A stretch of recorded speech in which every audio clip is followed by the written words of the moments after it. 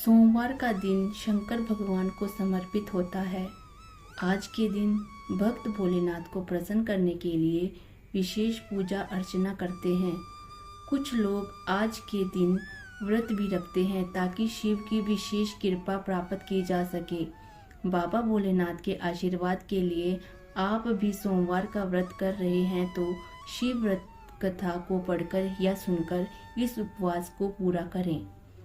चलिए शुरू करते हैं सोमवार व्रत की व्रत कथा। एक समय की बात है, किसी नगर में एक साहूकार रहता था। उसके घर में धन की कोई कमी नहीं थी, लेकिन उसकी कोई संतान नहीं थी। इस कारण वह बहुत दुखी था।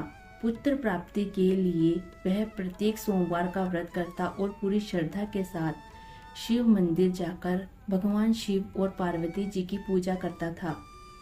उसकी भक्ति देखकर एक दिन माँ पार्वती प्रसन्न हो गई और भगवान शिव से उस साहूकार की मनोकामना पूर्ण करने का आग्रह किया।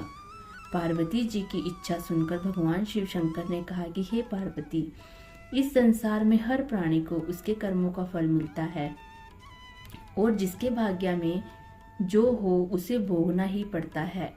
लेकिन पार्वती जी ने साहूकार की भक्ति का मान रखने के लिए उसकी मनोकामना पूर्ण करने की इच्छा जताई।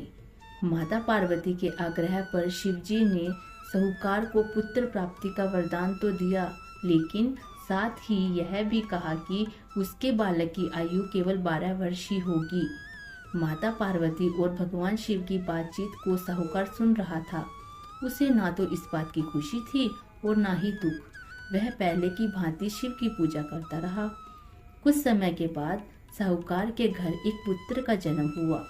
जब वह बालक 11 वर्ष का हुआ तो वह पढ़ने के लिए काशी भेज दिया गया। साहूकार ने पुत्र के मामा को बुलाकर उसे बहुत सारा धन दिया और कहा कि तुम इस बालक को काशी विद्या प्राप्ति के लिए ले जाओ और मार्ग में यज्ञ कराना। जहाँ भी यज्ञ कराओगे वहाँ ब्राह्मणों को भोजन कराते हुए दक्षिणा देते हुए जाना। दोनों मामा भांजे इस तरह यज्ञ कराते और ब्राह्मणों को दान दक्षिणा देते हुए काशी की ओर चल पड़े। रात में एक नगर पड़ा जहाँ पर राजा की कन्या का विवाह था, लेकिन जिस राजकुमार से उसका विवाह होने वाला था वह एक आंख से काना था। राजकुमार के पिता ने अपने पुत्र के काना होने की बात को छुपाने के लिए एक चाल सोची। साहूकार के पुत्र को देखकर उसके मन में एक विचार आया। उसने सोचा, क्यों न इस लड़के को दूल्हा बनाकर राजकुमारी से विवाह करवा दूं। विवाह के बाद इसको धन देकर विदा कर दूंगा और राजकुमारी को अपने नगर ले जाऊंगा। लड़के को दूल्हे के वस्त्र पहनाकर राजकुमारी से विवाह कर दिया गया, लेकिन साहूकार का पुत्र ईमानदार था। उसे यह बात न्याय संगत नहीं लगी। उसने अवसर पाकर राजकुमारी की चुन्नी के पल्ले पर लिखा कि तुम्हारा विवाह तो मेरे साथ हुआ है, लेकिन जिस राजकुमार के संग तुम्हें भेजा गया है वह एक आंख से काना है, तो मैं काशी पढ़ने जा रहा हूँ। तब राजकुमारी ने चुन्नी पर लिखी बातें पढ़ ली तो उसने अपने माता पिता को यह बात बताई। राजा ने अपनी पुत्री को विदा नहीं किया, जिससे बारात वापस चली गई। दूसरी ओर साहूकार का लड़का और मामा काशी पहुंचे और वहां जाकर उन्होंने यज्ञ कराया। जिस दिन लड़के की आयु 12 साल की हुई उसी दिन यज्ञ रख दिया गया। लड़के ने अपने मामा से कहा कि मेरी तबीयत कुछ ठीक नहीं है। मामा ने कहा कि तुम अंदर जाकर सो जाओ।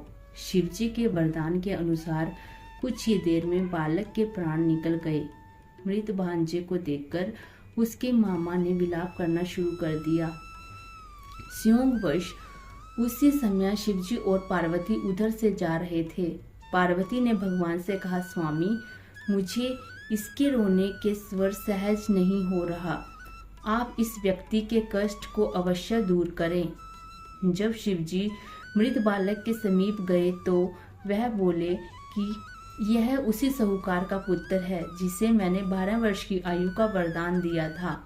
अब इसकी आयु पूरी हो चुकी है। लेकिन मातृ भाव से विभोर माता पार्वती ने कहा कि हे महादेव, आप इस बालक को और आयु देने की कृपा करें, अन्यथा इसके वियोग से इसके माता पिता भी तड़प तड़प कर मर जाएंगे।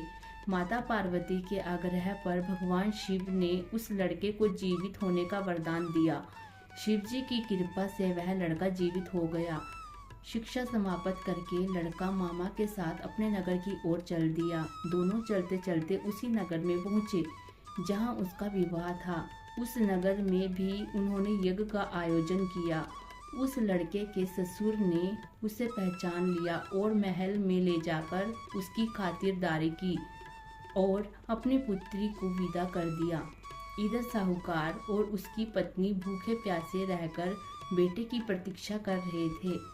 उन्होंने प्रण कर रखा था कि यदि अपने बेटे की मृत्यु का समाचार मिला तो वह भी प्राण त्याग देंगे, परंतु अपने बेटे के जीवित होने के समाचार पाकर वह बेहद प्रसन्न हुए।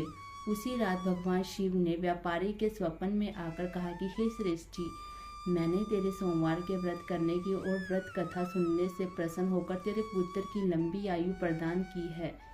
इसी प्रकार जो कोई सोमवार का व्रत करता है या कथा पढ़ता है और सुनता है, उसके सभी दुख दूर हो जाते हैं और उसकी समस्त मनोकामनाएं पूर्ण होती है। ओम नमः शिवाय।